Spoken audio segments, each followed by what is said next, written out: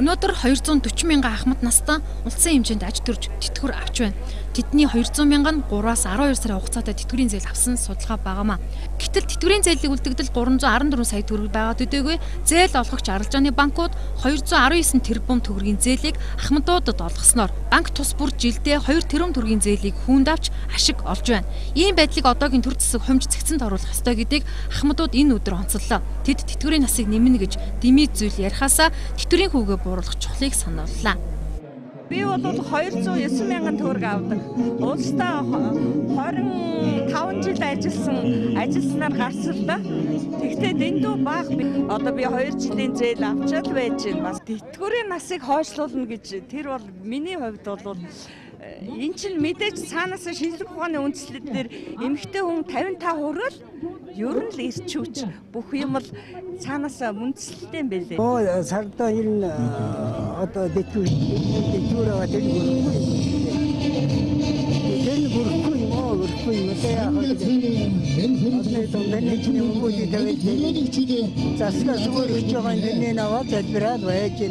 тэтгэврийг л нэг жоохон за яг нэмэхгүй гэхэд тэр зээл авдаг улсуудад л одоо битэл одоо тэр хүүгийн одоо байхгүй болгож өгөөсэй л гэж их бодох юм да тий.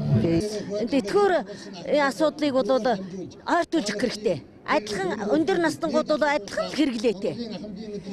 Сая төгрөгийн тэтгэвртэй улсууд илүү хэрэглээтэй, 290 мянган төгрөгийн тэтгэвртэй улсууд доогуур хэрэглээтэй байж болохгүй шүү дээ. Ахмадуудаа улс тийм нийгмийг ялгаж болохгүй. Тийм учраас нэлээд ойртуулаад доотлын тэтгэвэр 500 болчих юм бол нэг яриад байх юм байхгүй болчих болоо гэж би боддог гэж байна. Одоо энэ тэтгэврийн насыг одоо нэмнэ гэж байгаа асуудал туйлын буруу.